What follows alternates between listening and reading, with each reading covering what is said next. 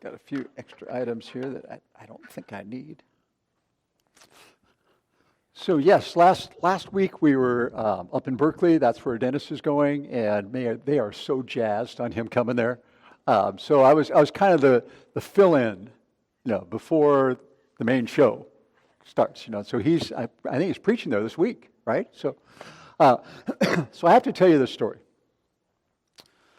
About a week or so ago here, we had a problem at our house.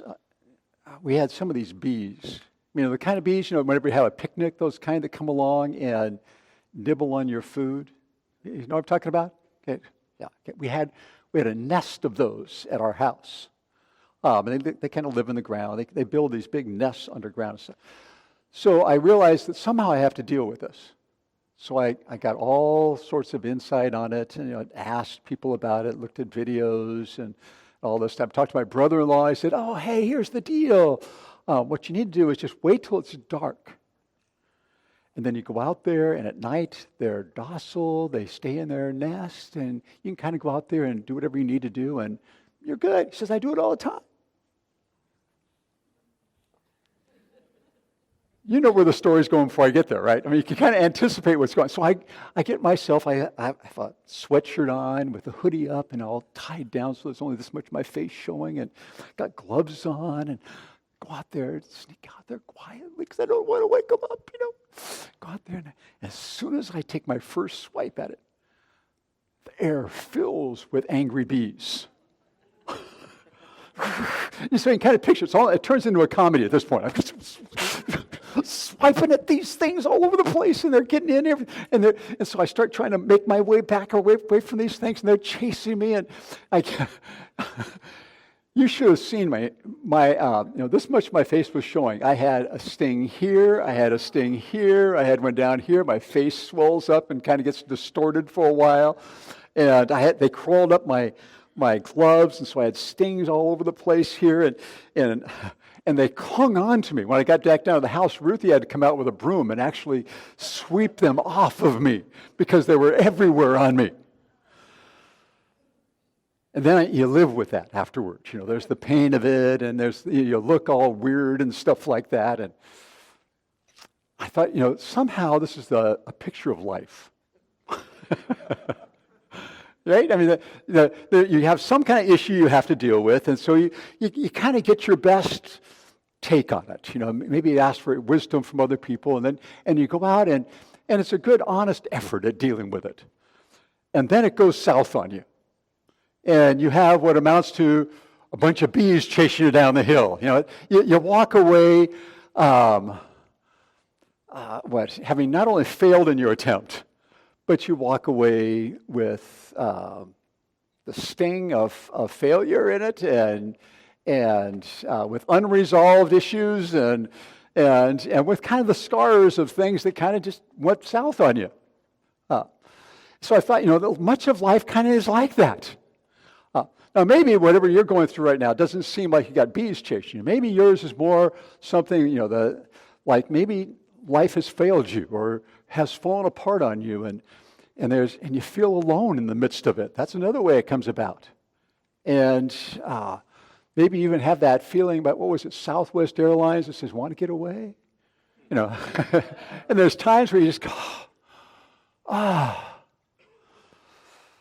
But all of us go through difficult things. Life is just loaded with it.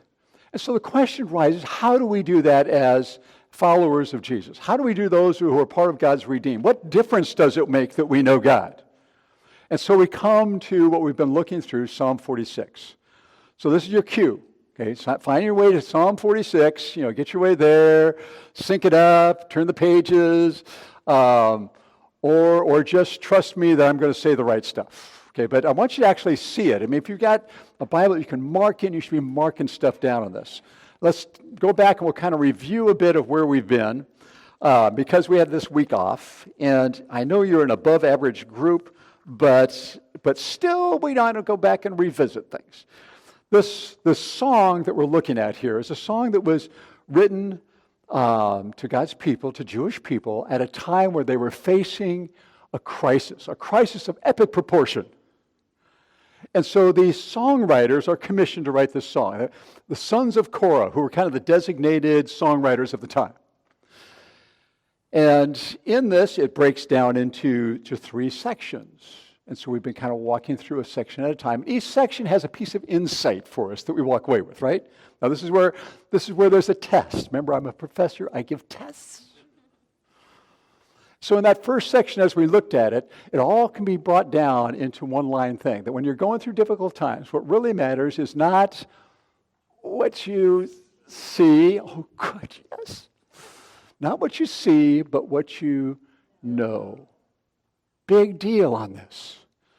In the midst of difficult things, it's not matter, what you see is always going to look scary. It's always going to look frightening and hopeless and all that kind of stuff. It's not a matter of what you see, it's what you know. What you know about God changes everything. What you believe is true about God is already a game changer in this thing. And so the psalm starts out that way. That God is our refuge, He's our strength, He's our very present help in the midst of difficult times. And it says, therefore, we will not fear. Get these things locked in, and there's an outcome of this thing. Therefore, we will not fear. The life falls apart on us, the life looks hopeless, and we will not fear, he says. That's the first one. Then there's a little song interlude, and then we come back to part 2. And the next section of this thing can be all reduced down into another statement. That when you go through difficult times, what matters is not the absence of problems, but the presence of God. You guys weren't quite as good on that one. B, not A. Okay, B. But that's all rolls down into this thing. The key line out of that second section is that He is in the midst of her. She will not be moved. Okay, His presence there. So first of all, we have to kind of sort of, what do we believe about God? Do we really believe that is true? If we don't, then the rest of the psalm doesn't work. But then it's not only is God who He says He is, but the next one is He present? Do we believe He's actually in the midst of this thing? That He cares? And if so, there's this line out of it, they will not be moved. More than that, it's not just they will not be moved. The section ends with kind of a battle cry. The Lord of hosts is with us. The God of Jacob is our stronghold. See that in there? Remember, those are battle cries. The Lord of hosts is a statement of the God who commands the armies and wins the battles. He's with us. And the God of Jacob, the one who makes the covenants, the promises, and keeps those, is with us. He's the stronghold in this whole thing. Now, those are not only battle cries, but remember, those are also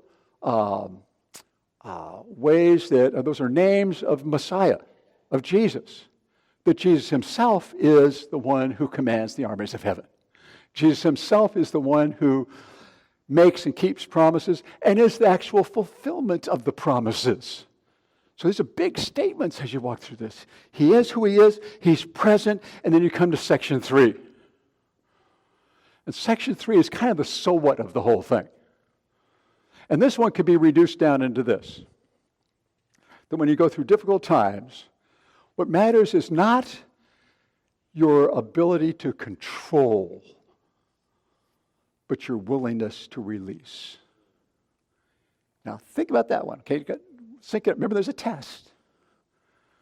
When you go through difficult times, what matters is not your ability to control, which is our default thing. I want to control life. We live in an environment where it's all about controlling life. When you go through difficult times, what matters is not your ability to control things, because that's a losing cause, but your willingness to release. Look at how it shows up here. Third section starts out this way. Verse 8. Come, behold the works of the Lord, who has wrought desolations in the earth. He makes the wars to cease to the ends of the earth. He breaks the bow and cuts the spear in two. He burns chariots with fire. Now let's just go that far. I mean, that's a pretty wild and crazy thing going on there. But notice the word behold. See, up to now he's been talking about this, these are just true things. Okay, God is this way, God is present. Now the songwriters kind of look us in the eye and say, here's the deal. Behold. Behold God, it says here. Behold the works of the Lord. Now, the reason I'm making an issue out of the word behold is because it needs to be. Because when it says behold here, there's a reason why the translators have kind of changed this instead of saying look or see or something like this. Because the word behold, this Hebrew word as it runs through the Old Testament, is used exclusively of the idea of seeing beyond what can be perceived. I know this kind of sounds double talkish. But it's not just looking and saying, look at the room. But rather it's like seeing something that's kind of beyond the obvious. Seeing something that's beyond the view of what your eyes alone can see. Now, let me take you to a place where you kind of see the difference playing out in this thing. If you go to Psalm 63. Psalm 63, just a little, a few pages on here. Psalm 63. Probably something that you're already familiar with. Maybe you've heard it a bunch of times here. And maybe studied it. But it says, Psalm 63 starts out this way. O God, you are my God. I shall seek you earnestly. My soul thirsts for you. My flesh yearns for you in a dry and weary land where there is no water. Boy, that sounds like life again. Time where you just feel dried out. I long for you. But then look at this, verse 2. My translation says it this way. I'm going to adjust it in a moment. It says, I have beheld you. There's our word behold. I have beheld you in the sanctuary. To see you, that's a different word. To see your power and your glory. Now here's how this works. What the psalmist is saying here is that as I have beheld you in the sanctuary, in other words, in the time of worship, kind of like what we do here. As I put my gaze on who you are, those things that are not just obvious in the world as I walk through it, as I've taken the time to think about you, in the same way now, he says in the next line, I long to see you in life as it plays out. I long to see your power and your glory in practical terms. So back in Psalm 46, that's the way the psalmist is using it here, the way the musicians put it together here. Behold the works of the Lord. In other words, bring it back to mind, those things you know are true about him. They had lots of history to work off of. Remember when God did this, and when God did this, and when God did this, and they have all sorts of stories, and they were a storytelling culture, and so this is kind of plays that whole idea. Bring it all back. You know this is your God. Behold him. Get it locked into your mind what is true. That's what the song said, or what the songwriters say. But then it takes another step beyond that, because now God enters the picture. This is verse 10 is the only time God speaks in this song.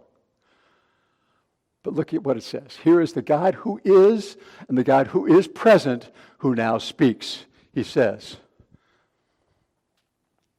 verse 10, cease striving and know that I am God. I will be exalted among the nations. I will be exalted in the earth. Now cease striving and know that I'm God. That's probably the line that is most famous in the song.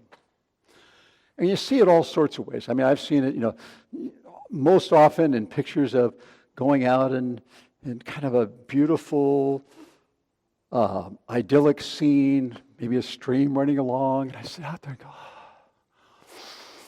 go, chill out and know that I'm God. It is not the idea. That's a much more aggressive terminology that's used here. Because now God is saying, look, cease striving. In other words, let it go. Remember the idea? It's not a matter of your ability to control, but your willingness to release. Let it go. Drop it. It can be put this way. Stop demanding your own way. That's what we do in these things, right? Stop demanding your own way. Stop trying to manipulate life. Stop trying to change what cannot be changed or fix what cannot be fixed. We live in a broken, fallen world, and guys, let it go. Stop trying to somehow manipulate life. You can kind of picture it this way. Instead of doing this, we do this. Okay? I was going to have you all do that, but you don't have to. But it is this kind of thing. When we get in the midst of it, somehow I want to fix it. I want to control it. I want to make my life turn out the way I think it ought to turn out. And God is saying here, no, let it go. And know that I am God. What he's doing is he's taking us back to verse 1. The word here for know, the Hebrew word, it's an easy one to remember. It's yada. Or you could just say yada yada. That's an easy way to remember it. But what's significant about it is this particular word means to know by intentionally putting your mind on what you know to be true. In other words, not have simply a base of knowledge, like, okay, I get it, I got a whole bunch of knowledge about God. But it's choosing in the midst of something to say, no, I am going to move my mind here, and I will train my mind on what I know is true. This is what I'm going to look at. This is what I'm going to bank my life on right now. It says, cease striving. In other words, let go of it and know that I am God. By choice, I will decide that. Because it's not necessarily a natural default. Know that I am God. And then God goes farther with this. Next line. He says, I will be exalted. I will be exalted among the nations, all these clamoring, powerhouses. I know what it looks like. But I will be exalted. Not only that, I will be exalted in all the earth, he says. Now, let me put it this way. What God is saying is, the story's not over yet. The story's not over yet. Let go, know that I'm God, and keep this in your mind. The story is not over yet. Just you wait. And it may not be something where it's tomorrow you wake up and it's gone. But the story's not over yet. I will be exalted. When it's all done, everything I said will be proven true. Who I am will be proven true. Everything will be put right. Release. Know that I'm God. The story's not over. And then to kind of cap it again, the songwriter comes back in verse 11 brings back, remember those two lines again. The Lord of hosts is with us. The God of Jacob is our stronghold. Boom! Nails it again. And the song ends. But the sermon's not over. In case you were wondering, hey, he's got more time. I know. Let me take you to another place. You don't even have to go there. Let me just tell you the story even. But I'll tell you where it's at. 2 Chronicles chapter 20. One of these wild events.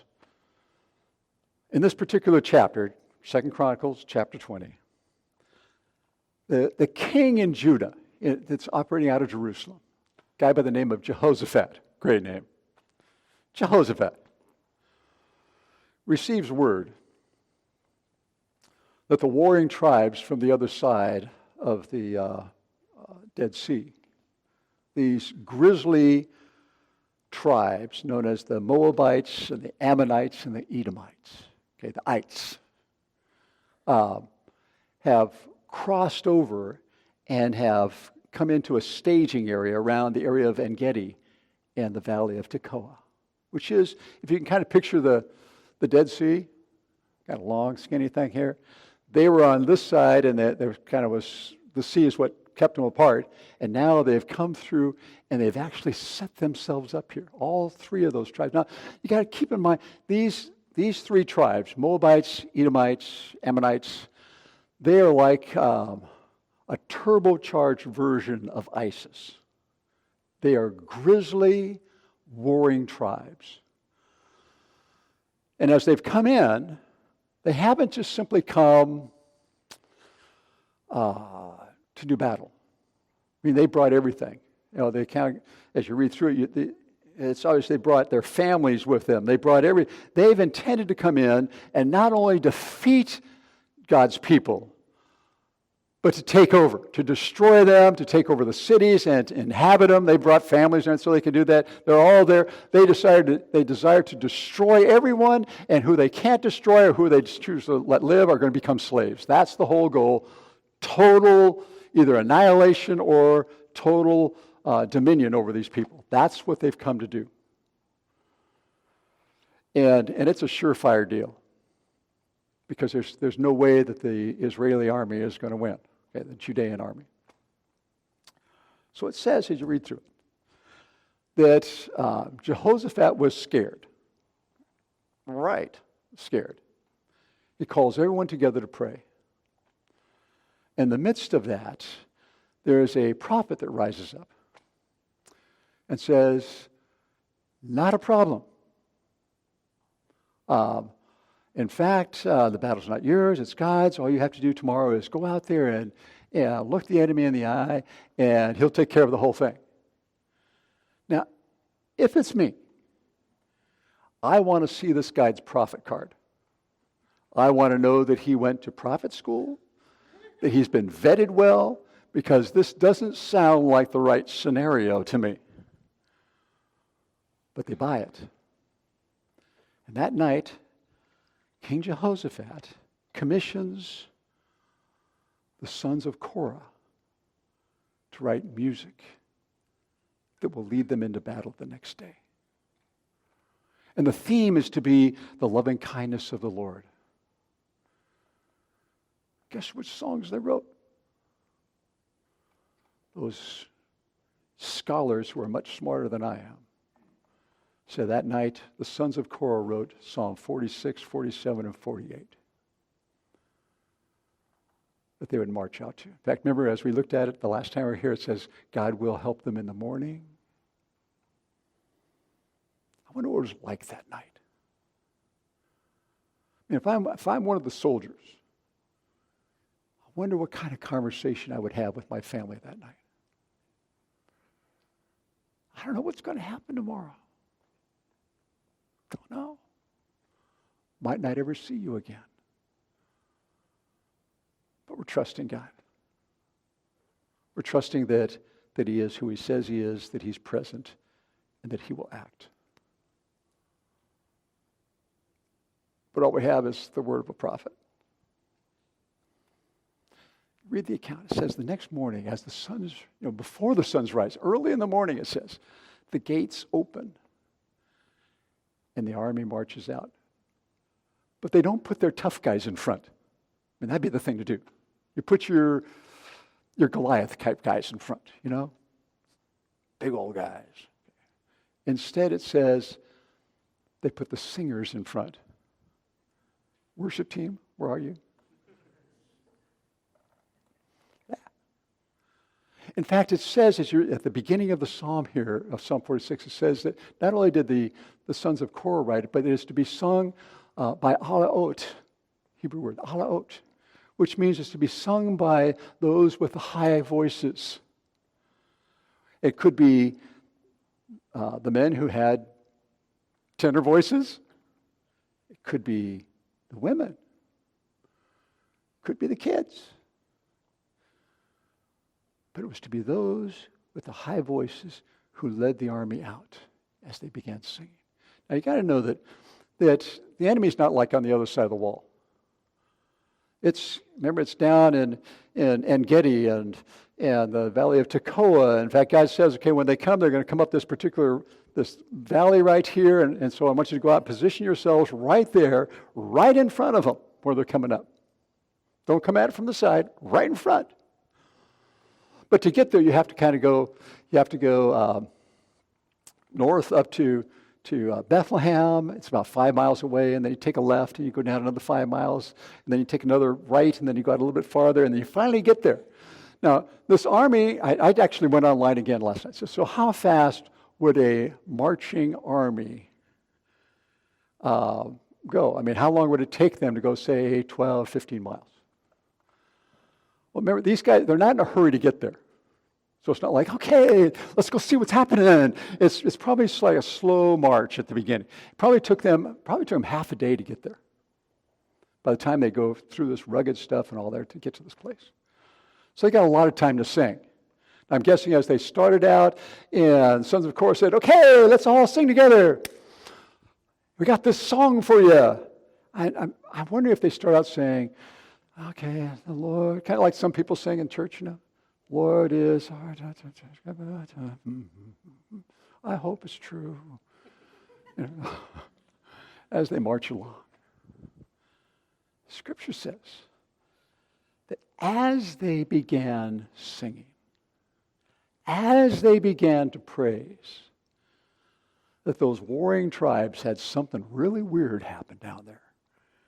It wasn't like God came with an angel and instead what God did was he let them play out the reality of who they are.